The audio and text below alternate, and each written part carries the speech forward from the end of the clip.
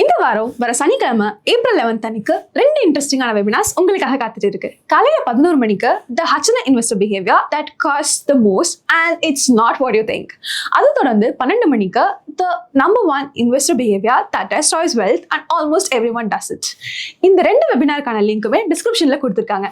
மறக்காம ஜாயின் பண்ணிக்கோங்க. உங்களை அங்க பார்க்கறதுக்கு நாங்க அவளோட காத்துட்டு இருக்கோம்.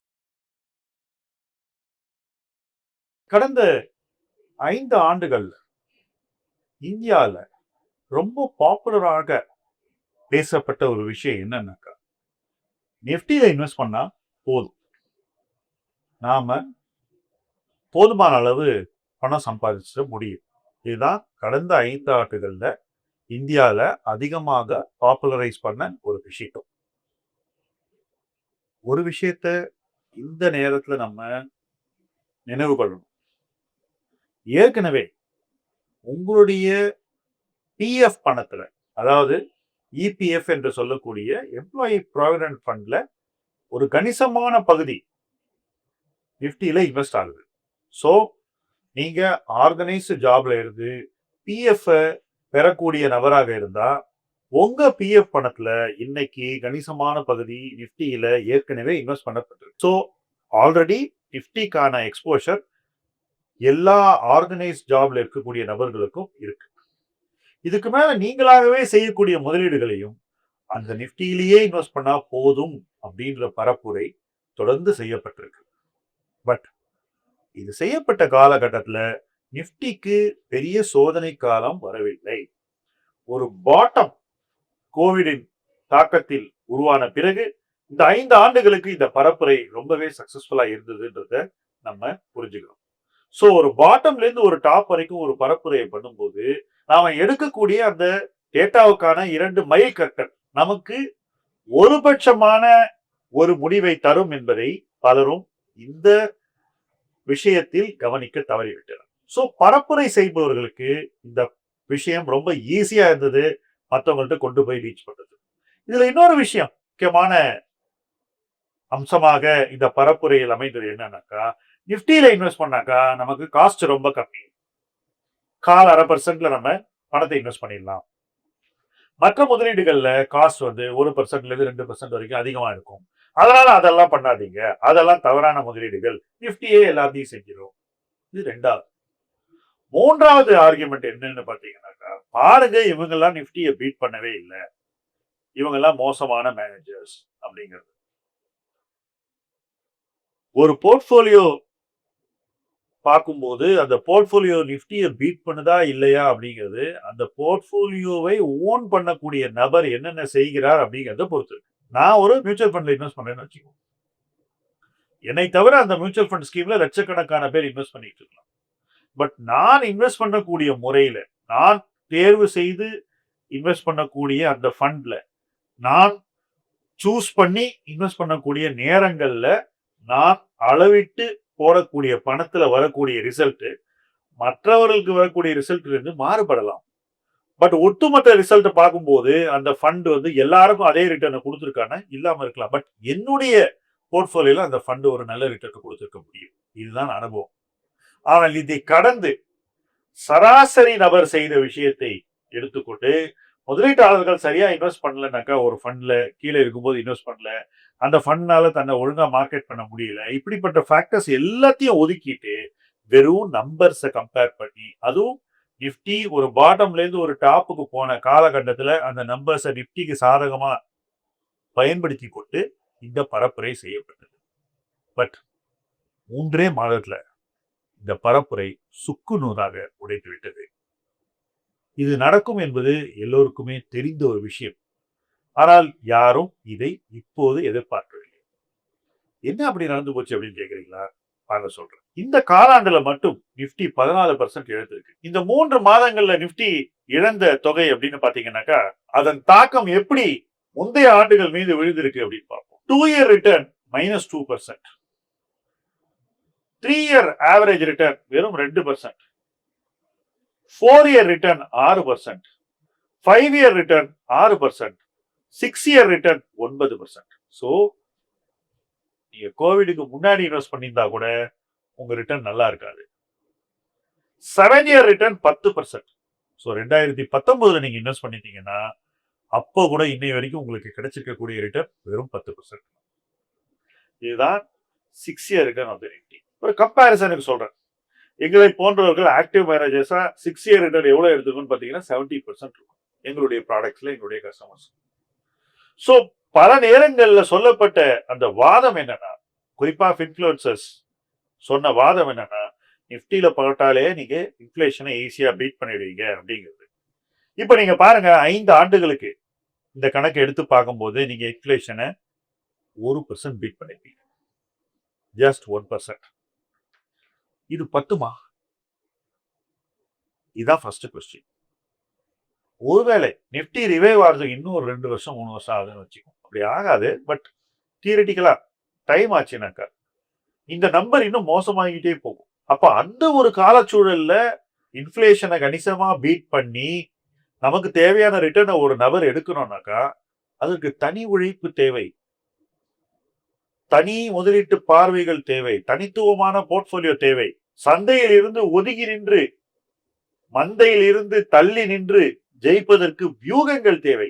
இது எதுவுமே அவசியம் இல்லை என்ற ஒரு வாதத்தை சொன்ன பரப்புரை தான் நிஃப்டியில இண்டெக்ஸிங் பண்ணா மட்டும் போதும் என்ற பரப்புரை. ஒரு முதலீட்டாளராக எனக்கு இது இருக்கக்கூடிய மிக முக்கியமான பிரச்சனை, சிக்கல் என்னன்னா, அதன் சராசரித்தனம். மக்களை சிந்திக்க வைக்காமல் இதை பண்ணு போறோம் அப்படின்னு ஒரு பிரிஸ்கிரிப்ஷன் எழுதுறது. இது எப்படி இருக்குனாக்கா, ஒரு கிளினிக்கு நீங்க போறீங்க, டாக்டர் எல்லாருக்கும் பேராசெட்டமால் எழுதி அமைச்சுக்கிட்டே இருக்காரு வெளியே. இன்ஃபேக்ட் அவர் கூட எழுதுறதுல கம்பவுண்டர் எழுதி கொடுத்துக்கிட்டே இருக்காரு. அப்படிப்பட்ட ஒரு டாக்டரை நீங்க நம்புவீங்களா? நம்ப மாட்டீங்களா? வேற ஏதோ ஒரு ஸ்கில்ல கொண்டு வரவன் தானே உங்களுக்கு நல்ல டாக்டர். கம்பவுண்டர் விட்டு பேராசிட்டமால் எழுதுறவன் நல்ல டாக்டரா? இல்ல இல்ல. ஆனால் இந்த நிஃப்டிய மட்டும் பண்ணு, வேற எதுவும் பண்ணாதீங்கன்ற ஒரு பட்சமான பரப்புரையை செஞ்சவங்க இந்த கம்பவுண்டர் மாதிரியான ஆட்கள் தான். அவங்க டாக்டரே கிடையாது. இந்த மாதிரி காலச்சூழல்ல இந்த மாதிரி நபர்கள் எக்ஸ்போஸ் செய்யப்படுகிறார்கள். அதுவும் எப்படி? ரொம்ப வேகமாக. சரி, லாங் டேர்ம் ஆவரேஜ் எப்படி இருக்கு அப்படிங்கறத நீங்க புரிஞ்சுக்கிறதுக்கு இந்த வீடியோல நம்ம M2W ஹாக்கை என்ற கருவியை உங்க முன்னாடி வைக்கிறோம். இது உங்கள் பார்வைக்கு தொடர்ந்து வைக்கப்படும். இதை பார்க்கும்போது நிஃப்டி 50 TRI என்ன பண்ணிக்கிட்டு இருக்குன்றது உங்களுக்கு தெளிவா தெரியும். இந்த ஒரு ஹாக்கை சார்ட்டை பாருங்க.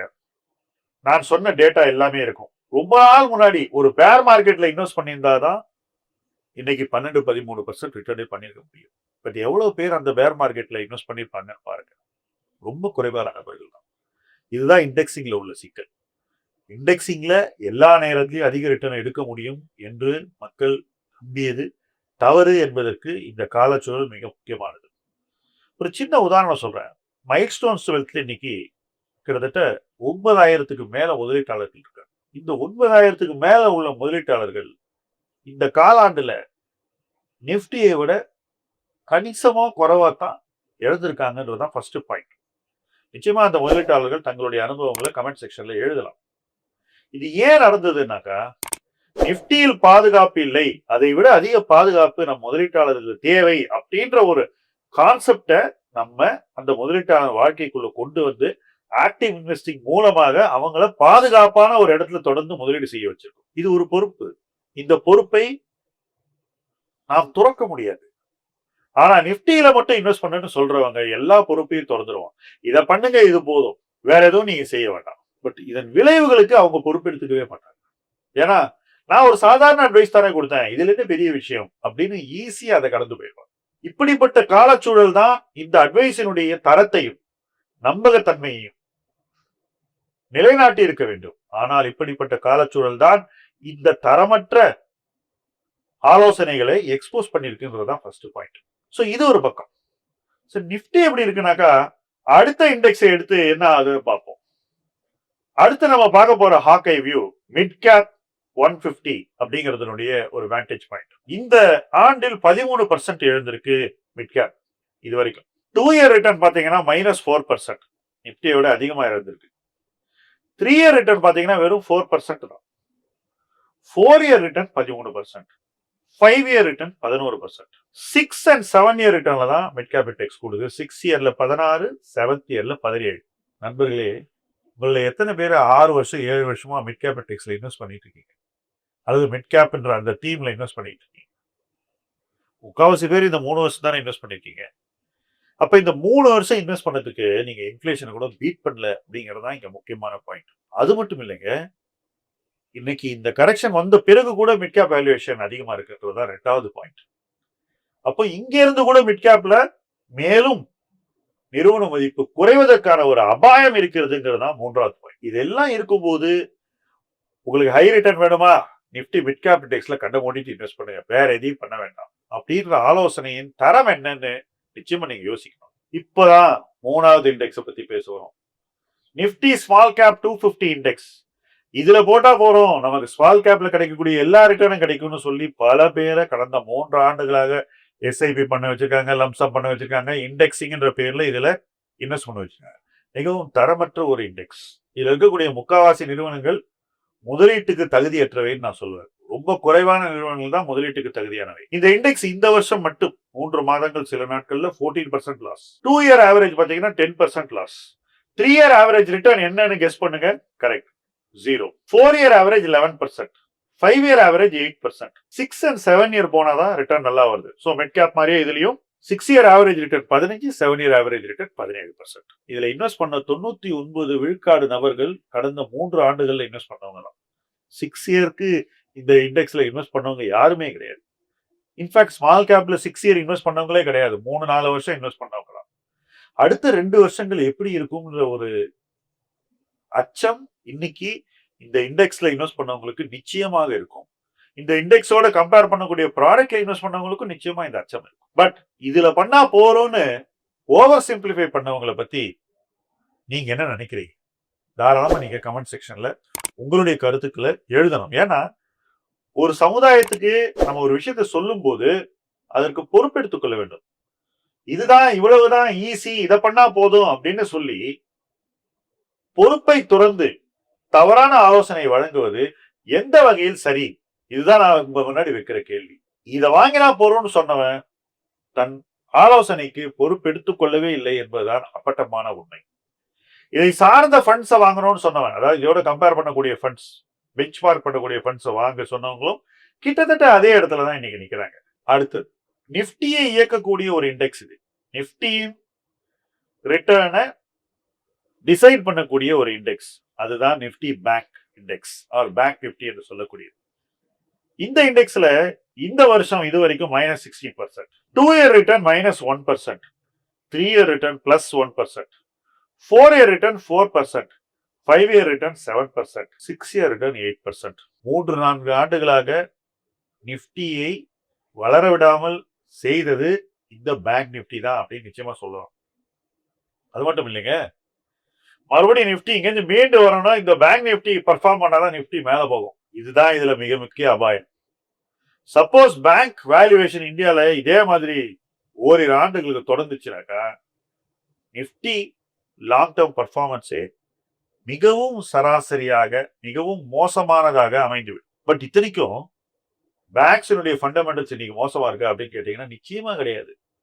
உங்களுக்கே எத்தனையோ பேரு சின்ன சின்ன பேங்க் எல்லாம் பரிந்துரை பண்ணிருக்காங்க. உங்களுக்கே தெரியும், சின்ன சின்ன ரீஜனல் பேங்க் எல்லாம் உங்களுக்கு எத்தனை சொல்லப்பட்டு. Second run banks, IndusInd, IDFC, இதெல்லாம் ரொம்ப பாப்புலரான ஸ்டாக். ஆர்பிஎல், எத்தனையோ செகண்ட் ரன் பேங்க்ஸ் வந்து நீங்க பாப்புலரா இருந்திருக்கு. உண்மைதானே? அப்ப செகண்ட் ரன் பேங்கே பரிந்துரை செய்யக்கூடிய இடத்துல பேங்கிங் செக்டர் இருந்திருக்குனாக்கா அப்ப ஃபர்ஸ்ட் ரன் பேங்க் இதை விட நல்ல இடத்துல தானே இருந்திருக்கணும். அதுதான் உண்மை. ஆனால் அப்படி இருந்தும் அந்த நிறுவனங்களுடைய மதிப்பு சரிந்திருக்கிறதுனாக்கா அப்போ நாளைக்கு இந்த பேங்கிங் செக்டர் ஏதாவது ஒரு சேலஞ்சை ஃபேஸ் பண்ணிச்சுனாக்கா இங்க இருந்து மறுபடியும் கீழே போகுமான்ற ஒரு அச்சம் நிச்சயமாக சந்தையில் இருக்கிறது. அப்ப இந்த அச்சம் நீங்கி பேங்கிங் செக்டர் மீண்டு வந்தா மட்டும்தான் உங்களுக்கு நிப்டி 50 டிஆர்ஐல டீசென்ட் ரிட்டர்னே கிடைக்கும். அப்போ ஒரு முதலீட்டாளனாக நீங்க எப்படி இன்வெஸ்ட் பண்ணணும்? இதை கடந்து இன்வெஸ்ட் பண்ணணும். இந்த ரிஸ்க் கடந்து நீங்க போய் வேற ஒரு இடத்துல இன்வெஸ்ட் பண்ணி உங்க ரிட்டர்ன் எடுத்தாகணும். அந்த இடம்தான் ஆக்டிவ் இன்வெஸ்டிங். இண்டெக்ஸ் இங்க கடந்து போனா தான் இன்னைக்கு இன்ஃபிளேஷனை பீட் பண்ண முடியும். இண்டெக்ஸிங்க கடந்து போனாதான் உங்க ரிட்டர்ன் எக்ஸ்பெக்டேஷனை மீட் பண்ண முடியும். இண்டெக்ஸிங்க கடந்து போனாதான் ரியல் ரிட்டர்ன்ஸ் உங்களுக்கு கிடைக்கும். அதாவது இன்ஃபிளேஷனை கடந்து ஒரு 3-4% ரிட்டர்ன். இண்டெக்ஸிங்க மட்டும் பண்ணாக்கா இது எதுவுமே கிடைக்காது. சோ இப்போ இந்த வீடியோ மூலமா நம்ம என்ன சொல்ல வரோம்னாக்கா, எங்க இன்வெஸ்ட் பண்ணோம் அப்படிங்கிறது ரொம்ப ரொம்ப கிரிட்டிக்கல். அது அவ்வளவு ஈஸி இல்ல. இதோ இந்த இடம் இதை போடுங்க ஆட்டோமேட்டிக்கா ரிட்டர்ன் வரும்னு சொல்றது இது போன்ற தருணங்களில் உங்களை பாழ் கிணற்றில் தள்ளிவிடும். இரண்டாவது, உங்களுக்கு அந்த இடத்துல இருந்து எப்படி எழுந்து வருதுன்னு வழியே தெரியாது. சோ எங்க இன்வெஸ்ட் பண்ணோங்கிறது எல்லா நேரத்திலும் முக்கியம். இந்த மாதிரி தருணங்கள்ல ரொம்ப ரொம்ப முக்கியம். அடுத்தது, எப்படி இன்வெஸ்ட் பண்றது? அது லம்சமா பண்ணணுமா, எஸ்ஐபியா பண்ணணுமா, ரெண்டும் சேர்ந்து பண்ணணுமா? ஒவ்வொரு ப்ராடக்ட்டையும் செலக்ட் பண்ணி இது சரின்னு சொன்னா கூட அதுக்கு இன்வெஸ்ட் பண்றதுக்கு ஒரு மெத்தடாலஜி இருக்கு. அந்த மெத்தடாலஜி எப்படி பண்ணணும்?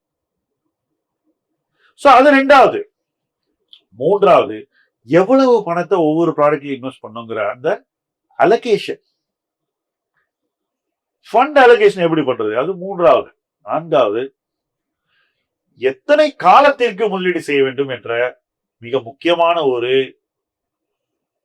ஸ்ட்ராட்டஜி, மிக முக்கியமான ஒரு அணுகுமுறை. இன்னைக்கு இன்வெஸ்ட் பண்ணிட்டு அடுத்த வருஷம் இதே நேரம் பார்க்கலாமா, ரிட்டர்ன் கிடைச்சிருமா, நிப்டியை பீட் பண்ணிடுவோமா, அல்லது 2 வருஷம் போருமா, 3 வருஷம் கொடுக்கணுமா, ஒவ்வொரு ப்ராடக்ட்டுக்கும் ஒவ்வொரு ஸ்டாக்குக்கோ அல்லது ஒவ்வொரு ஃபண்டுக்கோ எவ்வளவு கால அவகாசம் கொடுக்க வேண்டும் என்ற அந்த தெளிவான புரிதல், இது எல்லாம் இன்னைக்கு கைகூடி சரியா வர வேண்டிய ஒரு தேவை இருக்கிறது. இது எல்லாம் கைகூடி சரியாக வந்தால் பணவீக்கத்தை நாம் நிச்சயமாக வெல்ல முடியும், கணிசமாக வெல்ல முடியும். பெரிய கேப்போட நம்ம இன்வெஸ்ட்மெண்ட்ல ஜெயிக்க முடியும். ஈக்விட்டியில முதலீடு செய்வது நம்ம எதுக்காக பண்றோம்? இன்ஃபிளேஷனை பீட் பண்றதுக்காக பண்றோம். அதை பீட் பண்றதுக்கான வாய்ப்புகள் இதையெல்லாம் சரியாக செய்தால் மட்டும்தான் அமையும். இதையெல்லாம் சரியாக செய்வது ஏதோ மிக சாதாரண விளையாட்டு என்பது போல ஒரு புரிதலை நம் சமூகத்தில் வளர்த்ததுதான் இதுவரை நடந்த தவறு. இந்த தவறின் வெளிப்பாடு தான் இன்னைக்கு பல பேர் தங்களுடைய முதலீடுகள்ல அனுபவித்து வரும் சிக்கல்கள். இந்த சிக்கல்களிலிருந்து மீண்டு வருவது முதலீட்டாளருடைய பொறுப்பு. ஒவ்வொரு முதலீட்டாளனும் தன்னுடைய பழைய முதலீடுகளுக்கு பொறுப்பெடுத்துக் கொண்டு அந்த முதலீடுகளை சரி செய்வது இன்று மிக அவசியமான ஒரு தேவை. பழைய முதலீடுகளை சரி செய்வது மட்டுமல்ல, வருங்காலத்தில் எந்த முதலீடுகளில் அவர் முதலீடு செய்தால் அந்த முதலீடுகள் வெற்றி பயணத்தை அவர்களுக்கு தரும், இன்ஃபிளேஷனை பீட் பண்ணும், பணவீக்கத்தை கடந்து ஒரு ரியல் ரேட் ஆஃப் ரிட்டர்ன் கொடுக்கும் என்பதை இன்று தேடி கண்டுபிடித்து அவற்றில் முதலீடு செய்ய வேண்டும். பழையன கழிதல், புதியன அடைதல், இது ரெண்டுமே நடக்க வேண்டிய ஒரு காலகட்டம் தான் இந்த காலகட்டம். இந்த காலகட்டத்தை நம்ம நம்முடைய போர்ட்போலியோ மாற்றி அமைத்துக் கொண்டால் மீண்டும் சந்தை உயரும் போது நம்ம போர்ட்போலியோ சந்தை உயர்வதை விட அதிகமாக உயர வேண்டும் என்பதுதான் நம்முடைய குறிக்கோளாக இருக்க வேண்டும். ஒவ்வொரு மார்க்கெட் சைக்கிள்லயும் நான் இதில் அதிக கவனம் கொண்டேன். மியூச்சுவல் ஃபண்ட்ல இன்வெஸ்ட் பண்ணாலும் சரி, ஸ்டாக்ஸ்ல இன்வெஸ்ட் பண்ணாலும் சரி, இதில் எந்த விதமான சமரசமும் நான் செய்து கொண்டதில்லை. இந்த சமரசம் இல்லாத முதலீட்டு அணுகுமுறை தான் எனக்கு தேவையான ரிட்டர்னை கொடுத்தது, வளர்ச்சியை கொடுத்தது. பங்குச்சந்தையில் முதலீடு செய்வதற்கு முழு பயன்களையும் நான் அடைந்தேன். நிச்சயமாக அதை இந்த வீடியோ பார்க்கக்கூடிய ஒவ்வொருவரும் அடைய வேண்டும் என்பதுதான் என்னுடைய விருப்பம். அந்த விருப்பத்தின் வெளிப்பாடு தான் இந்த வீடியோ. இந்த வீடியோவில் இருக்கக்கூடிய விஷயங்களை நிதானமாக சிந்தித்து உங்களுக்கு எது சரி என்று முடிவு செய்து உங்களுடைய அணுகுமுறையை மாற்றிக்கொள்ளுங்கள். புதிய பாதையில் இணைந்து பயணியுங்கள். முதலீட்டு களம் உங்கள் களம். நன்றி.